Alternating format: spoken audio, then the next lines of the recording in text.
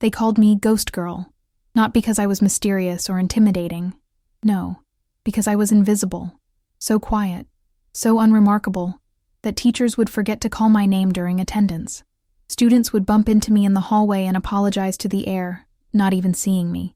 But what they didn't know, what none of them knew, was that while they were laughing at my old combat boots and oversized military jacket, I was watching, learning, preparing.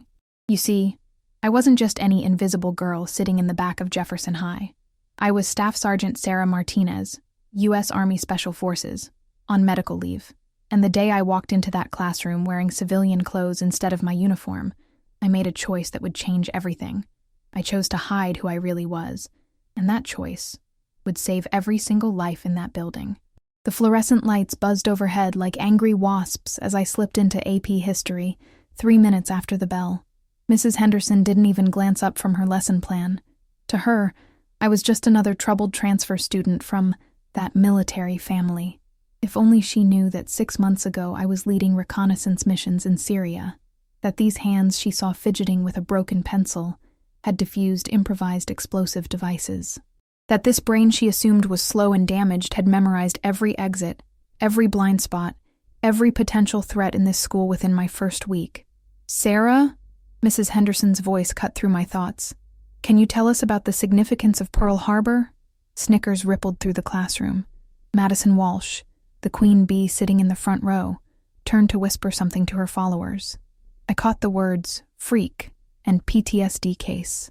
"December 7th, 1941, I said quietly, my voice barely audible. "A date which will live in infamy." More snickers. They thought I was just reciting from a textbook. They had no idea I was quoting President Roosevelt, or that I'd stood on the USS Arizona Memorial just 2 years ago, saluting the fallen while wearing my dress blues. "Correct," Mrs. Henderson said dismissively, already moving on. Now, as I was saying about the Pacific Theater, I sank deeper into my seat, pulling my father's old military jacket tighter around my shoulders. It was 3 sizes too big, making me look even smaller and more pathetic than I already felt. The perfect camouflage. Because sometimes, the best way to protect people is to let them think you're weak.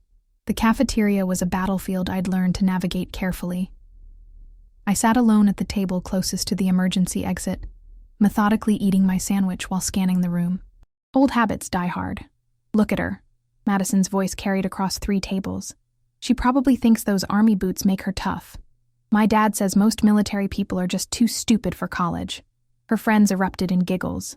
I kept chewing, kept watching. Madison's father was Senator Richard Walsh, chairman of the Armed Services Committee. The irony wasn't lost on me.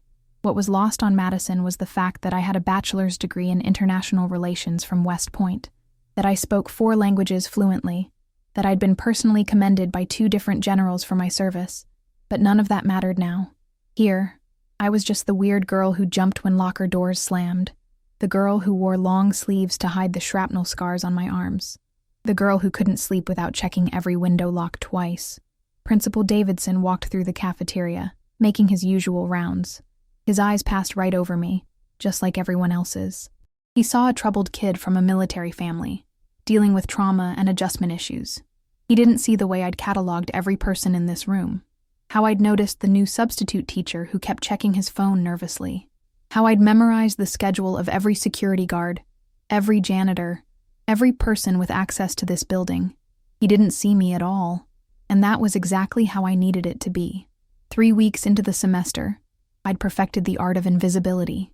I sat in the back corner of every classroom, spoke only when directly addressed, and moved through the hallways like smoke. Teachers forgot my name. Students forgot my face. But I remembered everything. I knew that Tommy Rodriguez in my chemistry class had been meeting with older kids behind the gym. I knew that Sarah Kim had been getting increasingly agitated about college rejections. I knew that the new janitor, Mr. Peters, had been asking too many questions about security protocols. Most importantly, I knew that something was building. You don't survive 2 tours in active combat zones without developing an instinct for danger, and every instinct I had was screaming that Jefferson High was sitting on a powder keg. During lunch, I overheard Madison and her crew planning their Military Appreciation Day prank. "We should get some fake medals from the costume shop," Madison laughed. "Pin them on Ghost Girl and make her stand up during the assembly. Thank you for your service," she mimicked in a high, mocking voice. They had no idea that the Purple Heart hanging in my bedroom at home wasn't fake, that it came with a citation for wounds received in action when my convoy was hit by an IED, that 3 of my squad members didn't make it home that day. I finished my apple and stood up, gathering my tray. As I walked past their table, Madison deliberately stuck her foot out. I saw it coming from a mile away. In another life, I would have sidestepped, maybe said something cutting about spatial awareness. But Ghost Girl would trip. Ghost Girl would stumble and drop her tray and give them something to laugh about. So I let myself fall. The crash echoed through the cafeteria. Chocolate milk splashed across the floor. My books scattered everywhere. And right on cue, the laughter started. Oh my God, she's so clumsy. Someone should teach her how to walk. Maybe they don't have sidewalks in the army. I knelt on the floor, slowly gathering my books, letting my hair fall across my face to hide my expression. Because if they could see my eyes in that moment, they would have seen something that would have made them very, very afraid. They would have seen a special forces operator cataloging threats and calculating responses. They would have seen someone who was very much not a victim. But they didn't see anything. They just saw Ghost Girl, scrambling around on the floor like a wounded animal. If you've ever been made to feel invisible, if someone has made you believe you're nothing, write "I am enough" in the comments. Because no matter what they make you think, you are so much more than they'll ever see. Perfect. October brought autumn leaves and an escalating sense of unease that I couldn't shake. My therapist, Dr. Williams, called it hypervigilance, a common side effect of combat PTSD. She thought I was seeing threats that weren't there, but I'd learned to trust my instincts, even when everyone else thought I was broken. The signs were subtle. The way Mr. Peters, the new janitor, always seemed to be cleaning near the main office when dismissal schedules were being discussed. How Tommy Rodriguez had started carrying a heavy backpack that he guarded obsessively. The increasing frequency of random fire drills that always seemed to test our response times. During AP History, while Mrs. Henderson droned on about the Cold War, I watched Tommy through the corner of my eye. His leg bounced incessantly under his desk. His hands trembled when he thought no one was looking. And twice, I caught him staring at the classroom door with an expression I recognized. I'd seen that same look on the faces of insurgents right before they detonated suicide vests. After class, I followed him at a distance, using techniques I'd learned in urban warfare training. He led me to an abandoned classroom in the East Wing, where he met with 3 older boys I didn't recognize. They weren't students. Too old, too hard-looking. I pressed myself against the wall outside, straining to hear their conversation through the half-open door. Next Friday during the assembly, main entrances will be blocked. Signal from Peters when the cops are busy with the distraction. My blood turned to ice. I'd heard enough planning sessions to know what this was. They were talking about an attack, a coordinated assault on the school, and it was happening in 4 days. If you've ever had to choose between your own safety and protecting innocent people, leave a heart below. Some of us were born to stand guard, even when no one knows we're there. I sat in my car in the school parking lot, hands shaking as I stared at my phone. I should call 911, report what I'd heard, let the professionals handle it. But I had no proof, no recordings. Just the word of the school's resident PTSD case against 3 unknown suspects and a trusted janitor. Even if they believed me, even if they investigated, these guys would disappear at the first sign of scrutiny. And then they'd wait. Plan something worse. Somewhere else.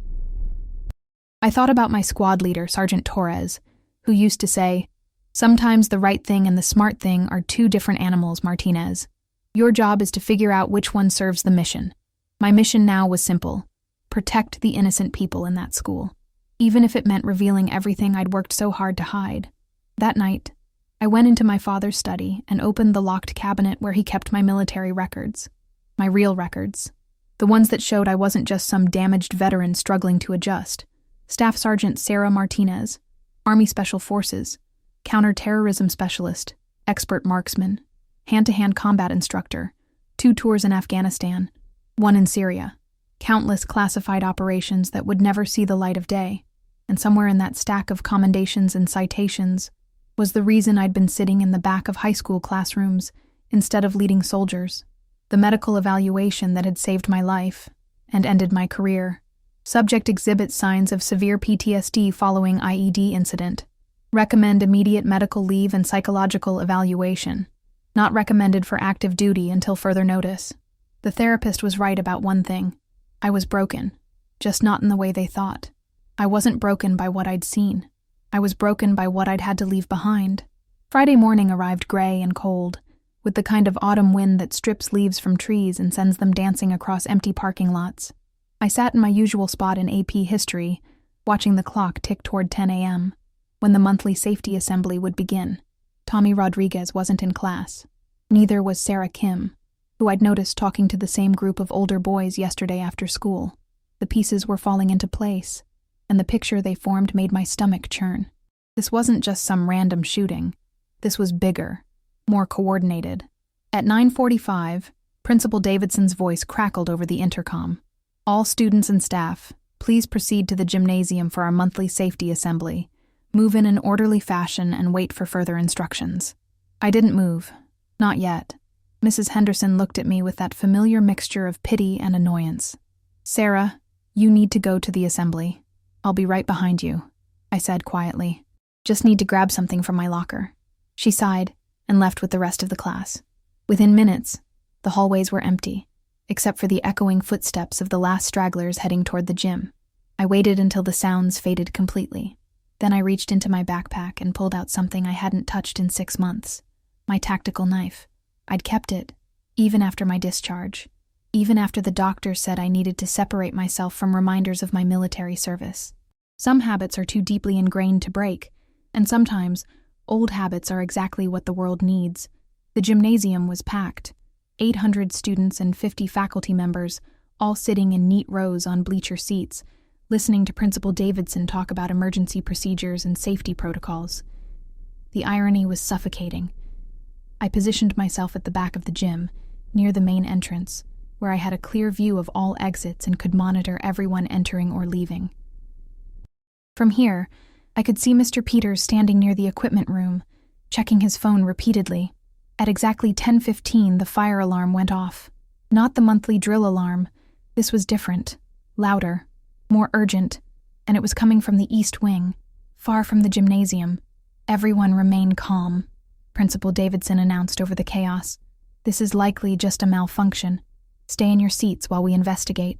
But I saw Mr. Peters slip out the side door, and I saw the slight smile on his face as he left. This was it, the distraction they'd planned.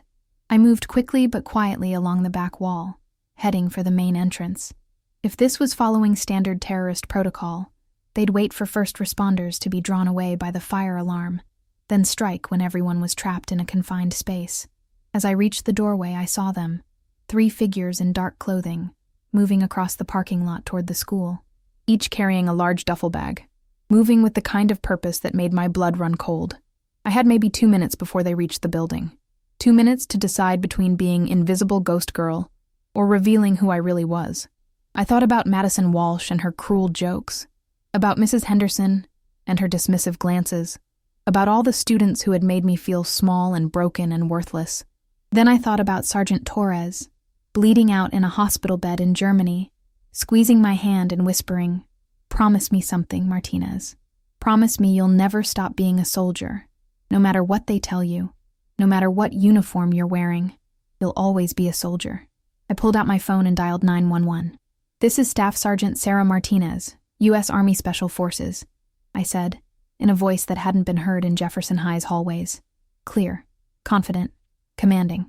"I am reporting an imminent terrorist attack at Jefferson High School. Multiple armed suspects approaching the building. I am moving to intercept." The transformation happened in seconds.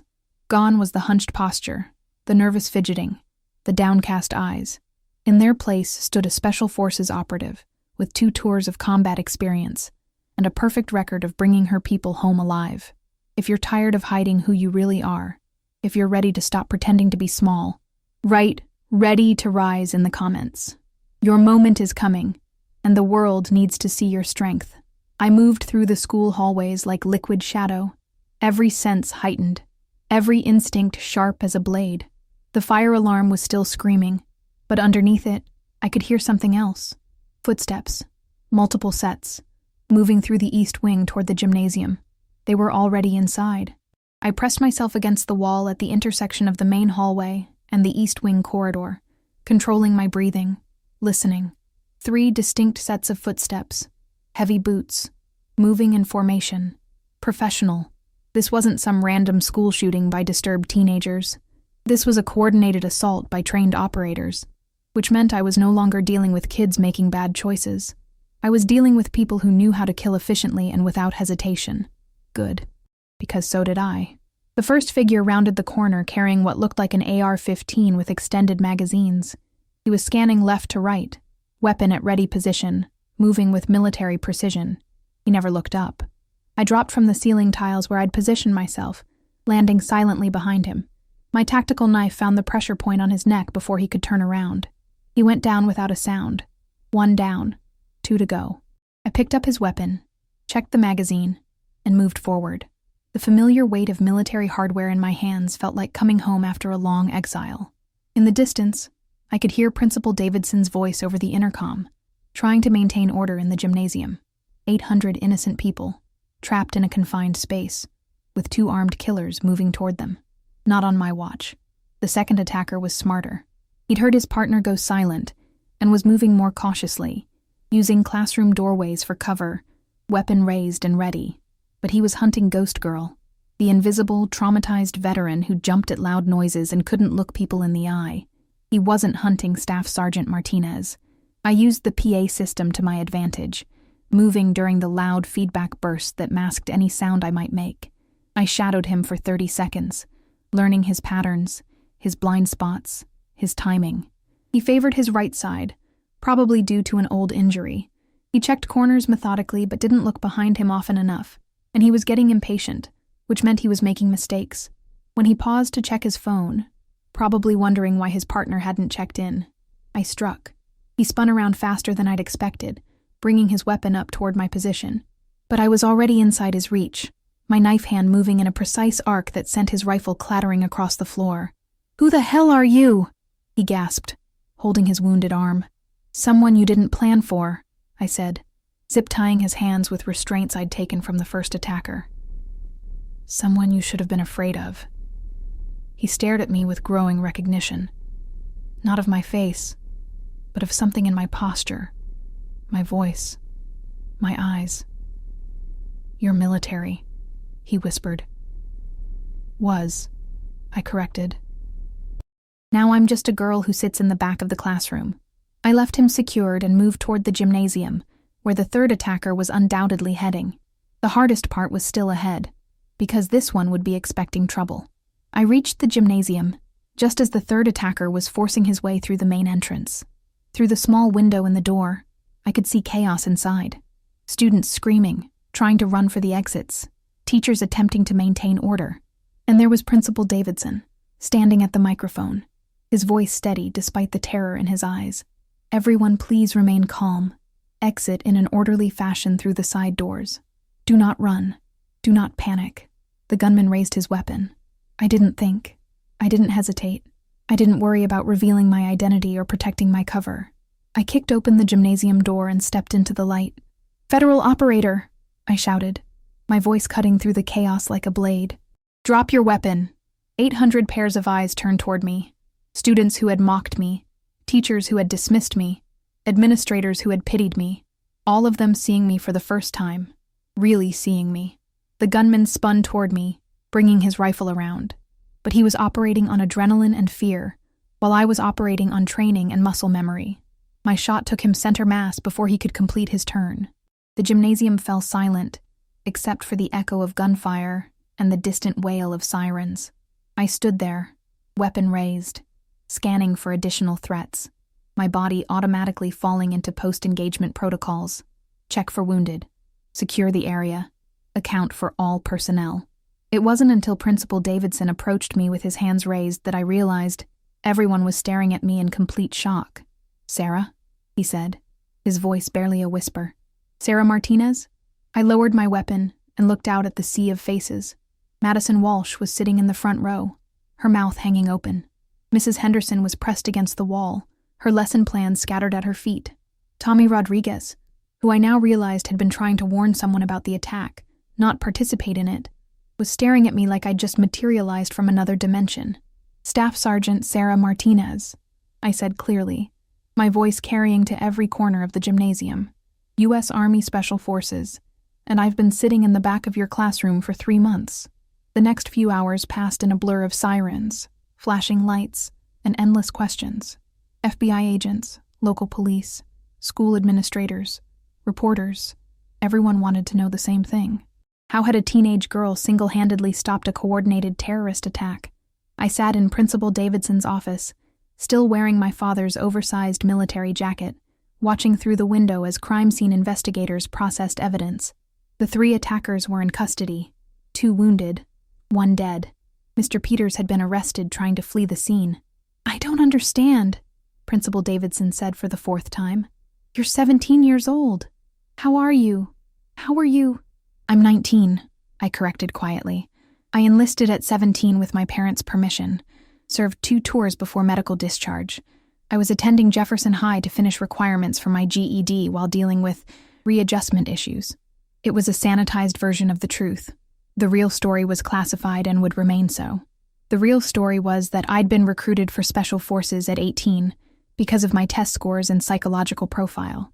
That I'd spent 3 years in some of the most dangerous places on Earth, doing things that would never appear in official records. That the IED that had ended my career had also saved the lives of an entire village. That I'd been receiving threatening letters from the families of terrorists I'd helped capture, which was why the Army had insisted on a new identity and relocation. That ghost girl had been more than just a cover story. She'd been witness protection. "The students," Principal Davidson continued, "they treated you like I was nobody," I finished. "Yeah, that was the point." Madison Walsh appeared in the doorway, flanked by her parents. Senator Walsh looked pale and shaken. Madison just looked confused. "I wanted to apologize," she said, her voice small. For everything. We didn't know. You weren't supposed to know," I said. "That was the whole point of being invisible." She stood there for a moment, clearly struggling with something. Finally, she asked, "When we made fun of your military stuff, did it hurt?" I thought about all the times I'd sat alone in the cafeteria, listening to her mock the service I'd given everything for, all the times I'd bitten my tongue when she'd called military families stupid or desperate. "Yes," I said simply. "It hurt." She nodded, tears in her eyes. "I'm sorry. I'm really, really sorry." Senator Walsh stepped forward. "Sarah, I'd like to personally thank you for your service, both your military service and what you did today. You saved my daughter's life." I looked at him, this man whose committee decisions affected the lives of thousands of soldiers like me, and saw something I hadn't expected. Genuine respect. "I was just doing my job, sir," I said. He shook his head. "No. You went above and beyond. Far above and beyond." The next week, I sat in the same back corner of Mrs. Henderson's AP history class. But everything was different now. The students who used to ignore me now watched my every move with a mixture of awe and uncertainty. Teachers spoke to me with a new kind of respect, and the hallways that had once felt like hostile territory now felt like home. "Sarah," Mrs. Henderson said during her lesson on World War II, "would you mind sharing your perspective on the psychological impact of combat on returning veterans?" It was the first time she'd ever asked for my perspective on anything. I looked around the classroom at faces that were no longer dismissive or mocking. These weren't the same kids who had called me ghost girl and laughed at my combat boots. These were people who had seen what I was capable of when it mattered most. "Combat changes you," I said, my voice steady and clear. "It shows you what you're made of, both good and bad. And when you come home, you have to decide who you want to be with that knowledge." Madison raised her hand from the front row. "What did you decide to be?" I thought about that question for a long moment. For 3 months, I'd been content to be invisible, to hide my strength and my training and my true identity. I'd thought that being Ghost Girl was protecting everyone around me. But maybe the real protection came from being exactly who I was, scars and all. "I decided to be someone who protects people," I said, "whether they know I'm there or not." After class, Principal Davidson intercepted me in the hallway. "Sarah, I wanted to talk to you about your future. With your military experience and what happened last week, you could write your ticket to any college in the country. You could have full scholarships, military academies, federal agencies recruiting you." I nodded politely, but my mind was elsewhere. I was thinking about Tommy Rodriguez, who had approached me yesterday to thank me for stopping the attack. Turns out he'd been trying to report the suspicious activity, but didn't know who to trust. I was thinking about the freshman girl who had slipped a note into my locker, saying that my bravery had inspired her to report a bullying situation she'd been too scared to address before. I was thinking about all the students at Jefferson High who were invisible in their own ways, dealing with their own battles, fighting their own wars. "Actually, Mr. Davidson," I said, "I think I'd like to finish high school first. All of it. Right here." He looked surprised. "You want to stay?" I glanced around at the hallways that had once felt like enemy territory, at the lockers where students now nodded respectfully when they passed me, at the classrooms where teachers asked for my opinions and my experiences. "Yeah," I said, "I think I do." 6 months later, I stood at the podium in the same gymnasium where I'd faced down armed terrorists, looking out at the assembled crowd for Jefferson High's graduation ceremony. I was the valedictorian. Turns out that special forces training and a hunger for learning make for pretty good grades. But more importantly, I was no longer invisible. I was no longer Ghost Girl. "My fellow graduates," I began, my voice carrying clearly through the packed auditorium. 3 months ago, many of you knew me as the quiet girl who sat in the back of the classroom. Some of you called me Ghost Girl because I seemed to disappear into the background. Scattered laughter rippled through the crowd, but it was warm now, affectionate. What you didn't know was that I was hiding, not because I was ashamed of who I was, but because I thought being invisible would protect you from the darkness I'd seen in the world. I found Madison Walsh in the crowd. She was crying, happy tears, not the cruel laughter I remembered from before. But I learned something important that day in November. Sometimes the best way to protect people isn't to hide your strength. Sometimes it's to show them that strength comes in many forms. That the quiet kid in the back of the classroom might be a warrior. That the girl everyone thinks is broken might be the one who holds everything together. I paused, looking out at 800 faces that were no longer strangers. My name is Sarah Martinez. I am a daughter, a student, a soldier, and a survivor. I've seen the worst that humanity has to offer, and I've also seen the best. And today, I'm proud to call myself a Jefferson High graduate. The applause was thunderous. As I walked across the stage to receive my diploma, Principal Davidson shook my hand and leaned in close. "You saved this school, Sarah. Not just that day in November. Every day since." I looked out at my classmates, my teachers, my community, people who had learned to see past appearances and assumptions, who had discovered that heroes don't always announce themselves with fanfare. Sometimes they just sit quietly in the back of the classroom, watching and waiting and protecting until the moment comes when the world needs to know who they really are. And when that moment comes, they rise, they reveal themselves, and they remind everyone that final revelations are worth waiting for. My name is Sarah Martinez, and this was my final revelation.